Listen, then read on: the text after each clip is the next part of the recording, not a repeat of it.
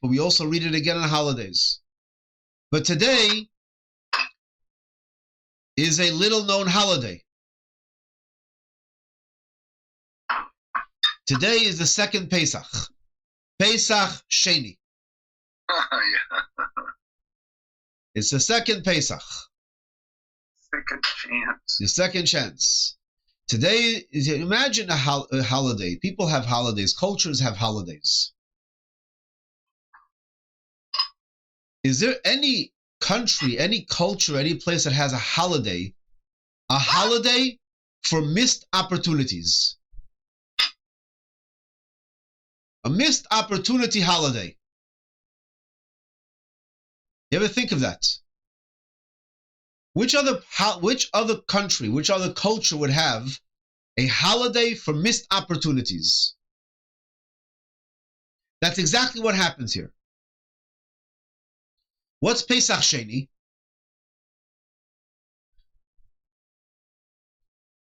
When they were observing Pesach on the first anniversary of Pesach in the desert,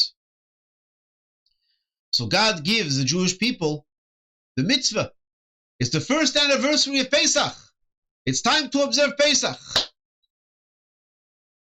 So the Jewish people prepared the Pesach offering, a matzah, everything ready for the observance of the first anniversary of Pesach. And among the laws of Pesach, in order to bring a Passover offering, you had to be in a state of ritual purity. So the beginning of the parsha, by the way, speaks about a Kohen. A Kohen can never consciously get into a situation where they're going to be ritually impure. That's why a Kohen, we'll talk more about tomorrow, but a Kohen cannot go into a cemetery. They're not allowed to go to a cemetery. The exception is for immediate relatives, for a funeral of immediate relatives, like not cousins, but immediate, father, mother, siblings, etc. But otherwise, you can't consciously become ritually impure as a Kohen. As an Israelite, you're allowed to. But if you do so before the Passover offering, then you can't bring the Passover offering. You have to bring the Passover offering in a state of ritual purity. Now, in the desert, most Jews were in a state of ritual purity. But there were some Jews that were fulfilling the oath to Yosef. Yosef HaTzadik made his brethren swear that eventually when the Jewish people leave Egypt, don't leave me behind. Take me with you. I want out. I am not an Egyptian. I'm a Jew. Take me with you. And so they fulfilled his promise, the promise that he made them take, the oath, and they take his remains back from Egypt. They take him through the desert, going to Israel. And so you had individuals who are carrying the remains of Yosef.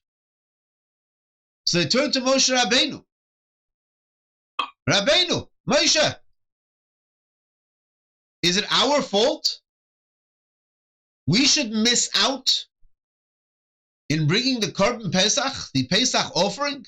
We should miss this opportunity?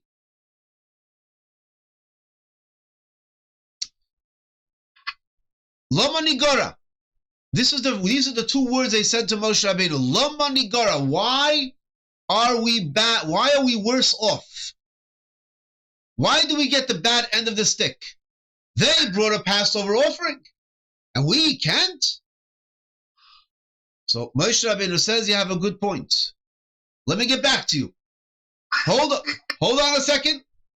I'll check with the boss. I gotta check. Let's see if there's any message. Hold on. Wait. Check my message. Hashem speaks to Moshe Rabbeinu and says they have a good point. 30 days from now, those who found themselves that they were in a state of ritual impurity, or if they eventually, when it happens in Israel, the roads were bad, they were stuck in a road, they were stuck in traffic, they couldn't get there in time. They messed up. There was a bad traffic jam. They couldn't get there. The roads were bad. They have another opportunity. A month later, Pesach Sheini, they're able to bring the Pesach offering, the second Pesach offering. By the way, this is a portion we read about. This is not found until the book of Numbers. What page?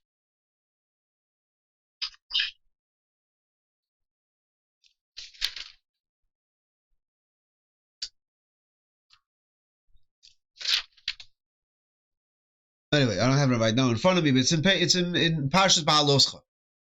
Oh, okay. Maybe It's in Parshas Ba'aloscha. Thank you. In any case, a few questions about this. This is a wonderful holiday. Today it's observed. It's observed by having some matzah. So if you have some matzah, leftover some matzah, crack open some matzah, have some matzah this morning. And for those who like a little shmear, you can put a little shmear in your matzah. There you go. You're all set. Put some shmear. Yeah? Rob, put some shmear in your matzah this morning. All in. How about matzah brie? That sounds Matzah brie. You can have some matzah brie. You can have some shmear. with some turkey bacon. Yeah. Some what? Turkey bacon. First of all, let's not mix turkey with bacon. No. They make bacon out of turkey. It's pretty good, actually. Yeah. But we don't mix the turkey with the schmear though. Not with the. I'm talking about the. That's a different story. But in any case, I would avoid calling it turkey bacon. In any case, That's what they call it. I don't know what they call it. Let's find a different name. It's not a kosher name. Turkey fry. There you go.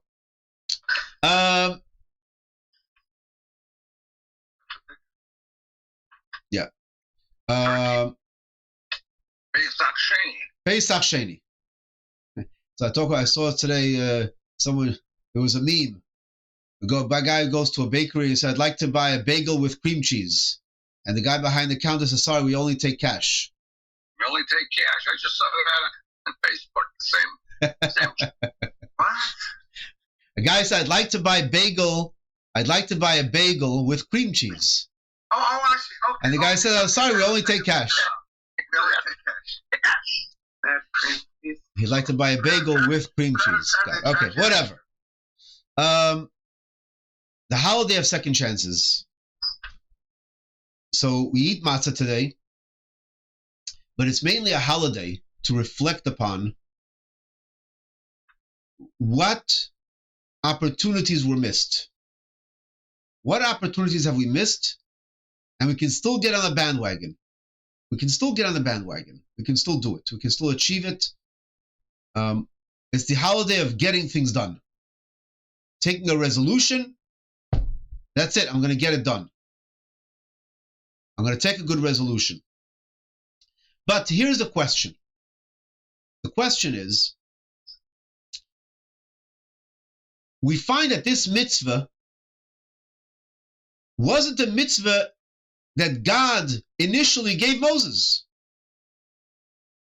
There were certain Jews that happened to be in a state of ritual impurity for good reason. But they were in a state of ritual impurity, and they turned to Moshe Rabbeinu and says, "It's not fair. It's not right. Why should we lose out?" Now Moshe Rabbeinu says, hold on. Let me see if I get a message. And Moshe Rabbeinu gets a message from God. God tells Moshe Rabbeinu the mitzvah of Pesach Sheini, the second opportunity. Why couldn't God make it straightforward? When God told Moshe Rabbeinu that now you find yourself a year after Pesach, it's now, even though you're in the desert, you have to bring the offering, the Pesach offering. And for those who find themselves in a state of ritual impurity, they have a second chance. They have a second chance. Yeah, straightforward. What is it? Was it something that was that God left out? You know what? You got a good point, God says. I never thought of that. This is similar to the daughters of Tzlafcha. Yeah, you got a good point. Yeah, you got a good point. What is it? These are two cases. Daughters of Tzlafcha and Pesach Sheini. What? God said, you know what? I never thought of that. That's a good idea. That's a good idea. Also, it tells you about the humility of Moshe Rabbeinu. That he was willing to admit he didn't know? He could have said, why we left out? I don't understand. What part of, if you're ritually impure, you cannot bring a Passover offering? What part of don't you understand? That was the mitzvah I got from God. Finished. You're Tomei? Finished. First Vilsta. What do you want from me? Yeah. You should have said it in Yiddish. Why did he say it? Why couldn't he just say, this is the answer? But no. Moshe Rabbeinu was humble enough to say, you have a very good point, and I'll bring your case. I'll bring your case up. Here's the important lesson.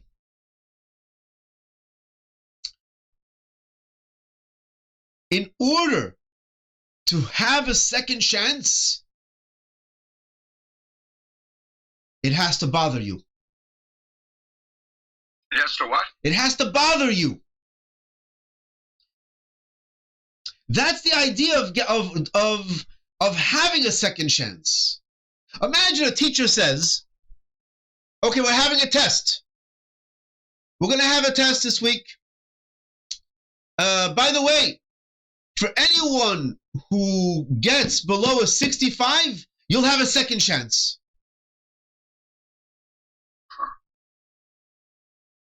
How many people do you think are going to get above 65?